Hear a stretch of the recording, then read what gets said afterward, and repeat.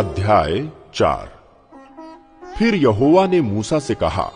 इस्राएलियों से ये कह कि यदि कोई मनुष्य उन कामों में से जिनको यहोवा ने मना किया है किसी काम को भूल से करके पापी हो जाए,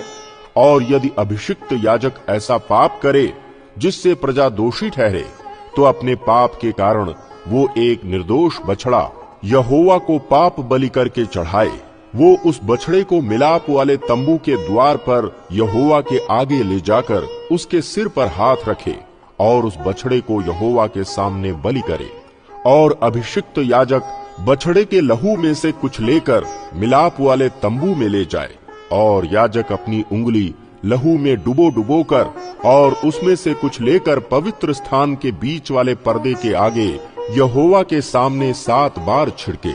और याजक उस लहू में से कुछ और लेकर सुगंधित धूप की वेदी के सींगों पर जो मिलाप वाले तंबू में है यहोवा के सामने लगाए। फिर बछड़े के सब लहू को वेदी के पाए पर जो मिलाप वाले तंबू के द्वार पर है उंडेल दे।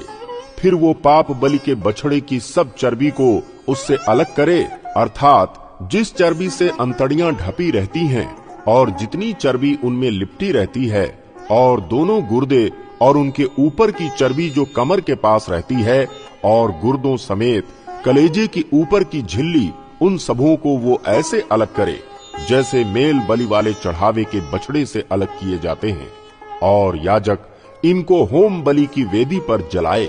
परंतु उस बछड़े की खाल, पांव, सिर, अंतड़ियां, गोबर और सारा मांस अर्थात समूचा बछड़ा छावनी से बाहर शुद्ध स्थान में जहां राख डाली जाएगी ले जाकर लकड़ी पर रखकर आग से जलाएं। जहां राख डाली जाती है वो वहीं जलाया जाए। यदि इस्राएल की सारी मंडली अज्ञानता के कारण पाप करे और वो बात मंडली की आंखों से छिपी हो, और वे यहोवा की किसी आज्ञा के विरुद्ध कुछ करके दोषी ठहरे हों, तो जब उनका किया हुआ पाप प्रकट हो जाए तब मंडली एक बछड़े को पाप बलि करके चढ़ाए। वो उसे मिलाप वाले तंबू के आगे ले जाए, और मंडली के वृद्ध लोग अपने अपने हाथों को यहोवा के आगे बछड़े के सिर पर रखें, और वो बछड़ा यहोवा के सामने बलि किया जाए। तब अभिषिक्त याजक बछड़े के लहू में से कुछ मिलाप वाले तंबू में ले जाएं, और याजक अपनी उंगली लहू में डुबो कर उसे बीच वाले पर्दे के आगे 7 बार यहोवा के सामने छिड़के, और उस लहू में से वेदी के सींगों पर जो यहोवा के आगे मिलाप वाले तंबू में है लगाए। और बचा हुआ सब लहू होम बलि की वेदी के पाए पर जो मिलाप वाले तंबू के द्वार पर है उंडेल दे। और वो बछड़े की कुल चर्बी निकालकर वेदी पर जलाए। जैसे पाप बलि के बछड़े से किया था वैसे ही इससे भी करे। इस भांति याजक इस्राएलियों के लिए प्रायश्चित करे, तब उनका वो पाप क्षमा किया जाएगा। और वो बछड़े को छावनी से बाहर ले जाकर उसी भांति जलाए जैसे पहले बछड़े को जलाया था। ये मंडली के निमित्त पाप बलि ठहरेगा। जब कोई प्रधान पुरुष पाप करके अर्थात अपने परमेश्वर यहोवा की किसी आज्ञा के विरुद्ध भूल से कुछ करके दोषी हो जाए और उसका पाप उस पर प्रकट हो जाए, तो वो एक निर्दोष बकरा बलिदान करने के लिए ले आए, और बकरे के सिर पर अपना हाथ धरे, और बकरे को उस स्थान पर बलि करे जहां होम बलि पशु यहोवा के आगे बलि किए जाते हैं। ये पाप बलि ठहरेगा।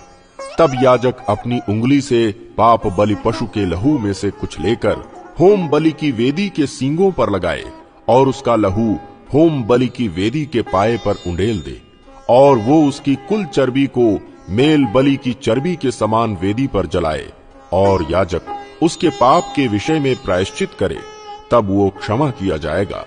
यदि साधारण लोगों में से कोई अज्ञानता से पाप करे, अर्थात कोई ऐसा काम जिसे यहोवा ने मना किया हो करके दोषी हो, और उसका वो पाप उस पर प्रकट हो जाए, तो वो उस पाप के कारण एक निर्दोष बकरी बलिदान के लिए ले आए, और वो अपना हाथ पाप बलि पशु के सिर पर रखे, और होम बलि के स्थान पर पाप बलि पशु का बलिदान करे। और याजक उसके लहू में से अपनी उंगली से कुछ लेकर होम बलि की वेदी के सींगों पर लगाए, और उसके सब लहू को उसी वेदी के पाए पर उंडेल दे, और वो उसकी सब चर्बी को मेल बलि पशु की चर्बी के समान अलग करे, तब याजक उसको वेदी पर यहोवा के निमित्त सुखदायक सुगंध के लिए जलाए और इस प्रकार याजक उसके लिए प्रायश्चित करे, तब उसे क्षमा मिलेगी। यदि वो पाप बलि के लिए एक भेड़ी का बच्चा ले आए तो वो निर्दोष मादा हो और वो अपना हाथ पाप बलि पशु के सिर पर रखे और उसको पाप बलि के लिए वहीं बलिदान करे जहां होम बलि पशु बलि किया जाता है। तब याजक अपनी उंगली से पाप बलि के लहू में से कुछ लेकर होम बलि की वेदी के सींगों पर लगाए और उसके सब लहू को वेदी के पाए पर उंडेल दे और वो उसकी सब चर्बी को मेल बलि वाले भेड़ के बच्चे की चर्बी के समान अलग करे और याजक उसे वेदी पर यहोवा के हवनों के ऊपर जलाए और इस प्रकार याजक उसके पाप के लिए प्रायश्चित करे और वो क्षमा किया जाएगा।